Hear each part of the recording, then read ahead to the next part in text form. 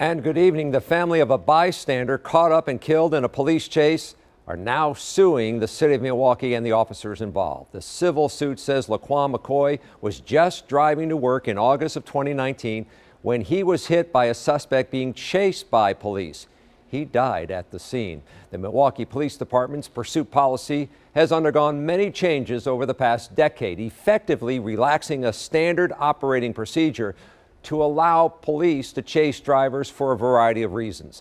Ben Jordan goes in depth with two opposing perspectives on when police should pursue.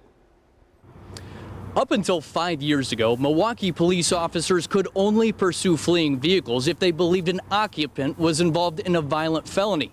While Milwaukee's police union believes the change has resulted in more arrests and accountability, some in the community fear it's putting too many lives at risk. Police pursuits can be extremely dangerous.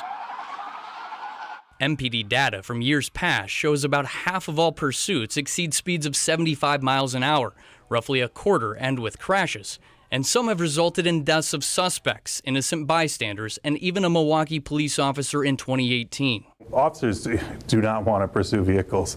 It's a danger to themselves, a danger to the community, and they're well aware of that going into it. It's something that we feel that we need to do, though, to protect the community in the capacity of criminal justice. Milwaukee Police Association President Andrew Wagner believes that prior to 2017, many criminals knew if they fled police in Milwaukee, they would likely get away due to the department's strict pursuit policy. That all changed when the city's Fire and Police Commission forced former Chief Ed Flynn to relax the department's strict pursuit policy to address a surge in reckless driving and mobile drug trafficking. The change in policy resulted in police pursuits skyrocketing from 369 in 2017 to 940 in 2018, a 155% increase. Since then, MPD data shows more than 2/3 of all pursuits were initiated due to reckless driving. Do you believe MPD's current pursuit policy is effective? I believe that it is effective. I think that we need a pursuit policy that allows officers to pursue vehicles.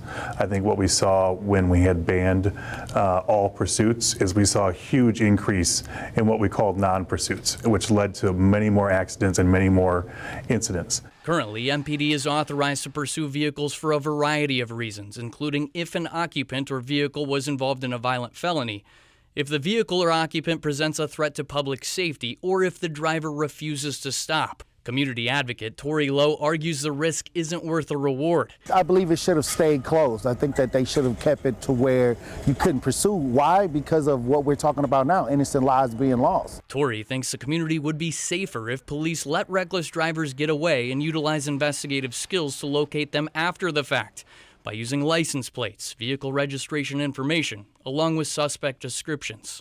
New data from MPD shows pursuits have actually ticked down a bit since its record year in 2018 to fewer than 900 each of the past 3 years.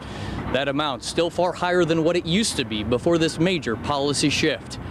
Reporting outside MPD headquarters, Ben Jordan, TMJ4 News.